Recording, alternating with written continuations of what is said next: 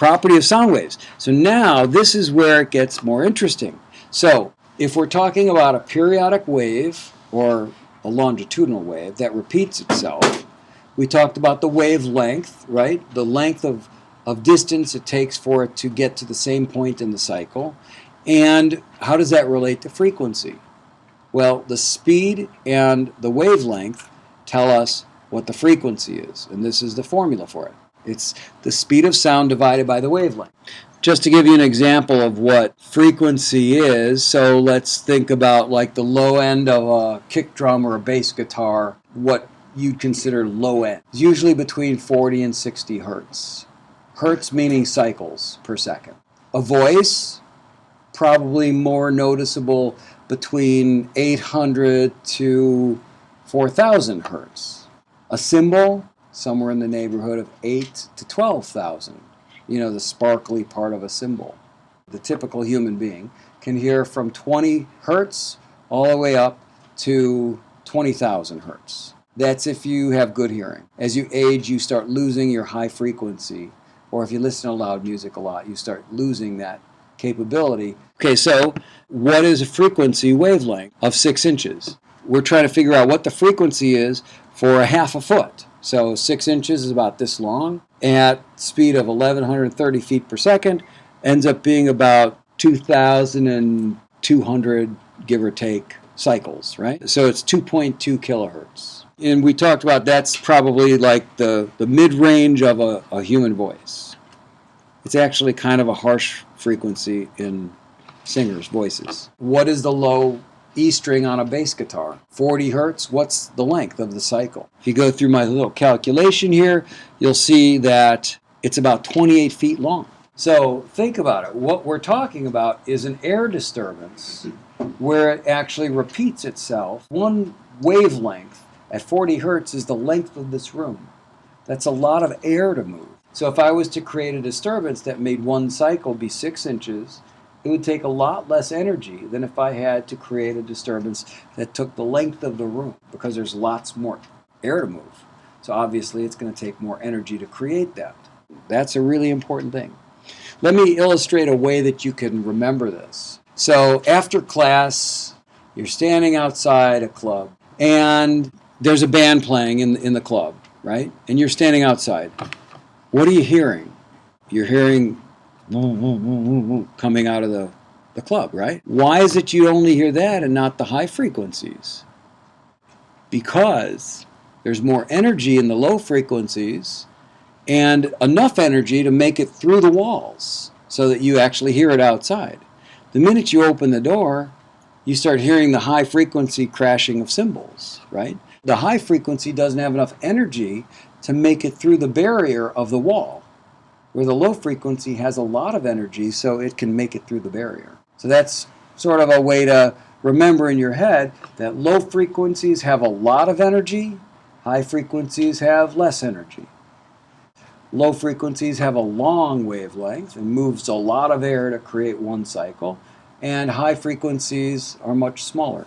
Another good way to remember it is if you've got a speaker system at home, there's a tweeter perhaps and a woofer. The woofer is for low frequencies.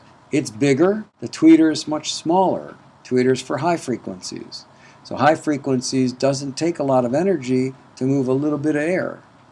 But low frequencies needs a bigger speaker to move more air and more energy to create low frequencies. This is going to be one basic fundamental concept about how sound behaves that's going to do you a lot of good in the future if you're doing recording. Let's jump ahead to the actual recording process and recording arts and how this all relates. Well, it's true that low frequencies are very difficult to mix properly. It's either too woofy sounding or not enough bottom end, or it's muddy and non-defined and you can't quite understand. Why can't I mix the low frequencies where the high frequencies I can always mix? It's because low frequencies are such long wavelengths. You have to have a speaker system that can actually create those wavelengths so that you can accurately hear them. If you can't hear them, you can't know how much or how little you're adding into the mix. It's kind of like if you're wearing sunglasses all day, you don't really know how bright it is outside. So you have to be able to hear what you're really listening to. And that boils down to what studio monitors are supposed to be. Studio monitors aren't supposed to be hi-fi speakers that sound amazing. They're supposed to be flat and honest, like a clear piece of glass in your glasses, and not making things look better than they do look or sound.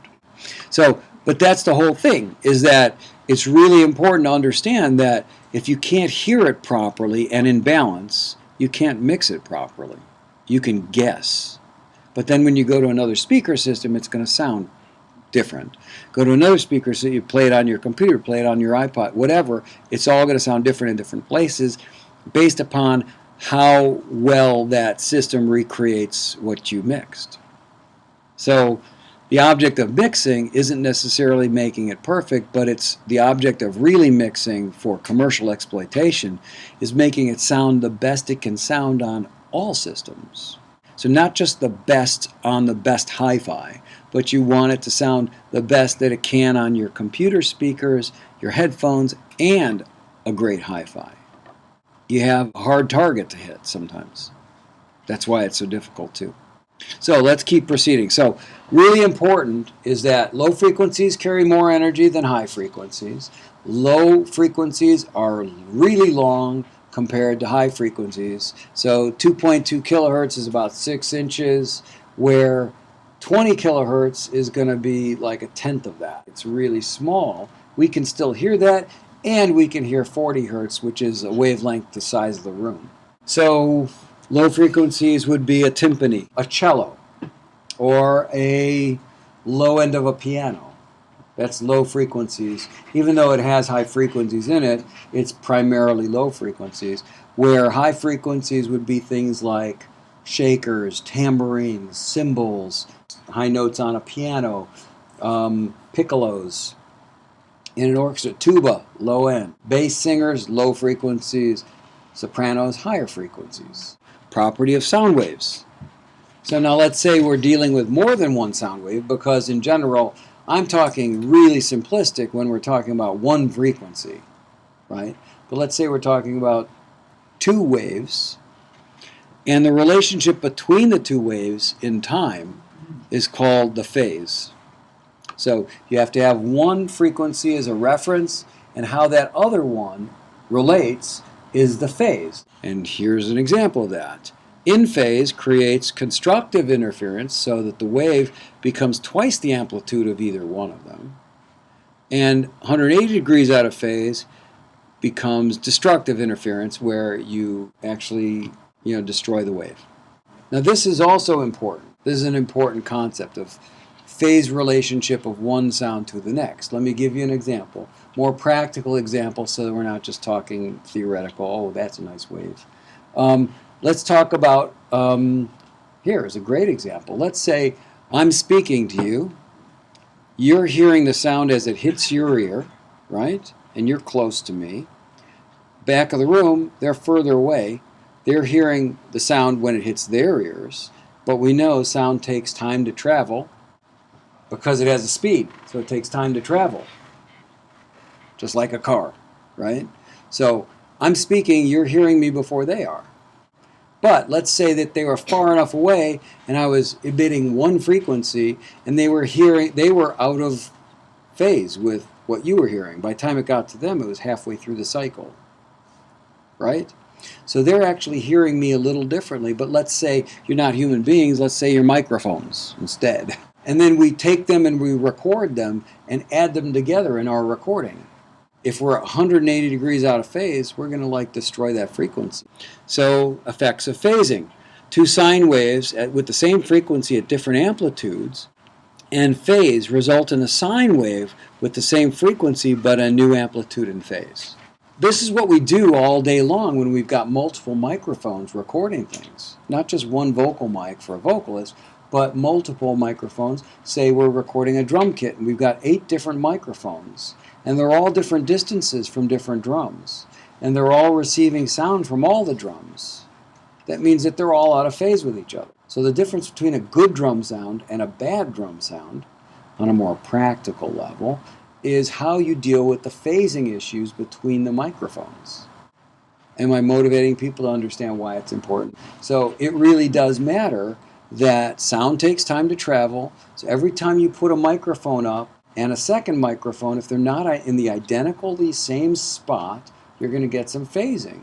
And that phasing at a specific frequency is going to be 180 degrees, and they're going to cancel that frequency out. Luckily, most sounds are more than one frequency, so you don't cancel the entire sound. You just have little pockets of frequencies that are canceled out. And that's the art of placing microphones, knowing how to make it sound the best that it can sound. We'll go through a lot of techniques, but I'm trying to motivate you to understand why it's important. Anybody that's tried to record something and it sounded rotten, there could be reasons. These are some of the reasons.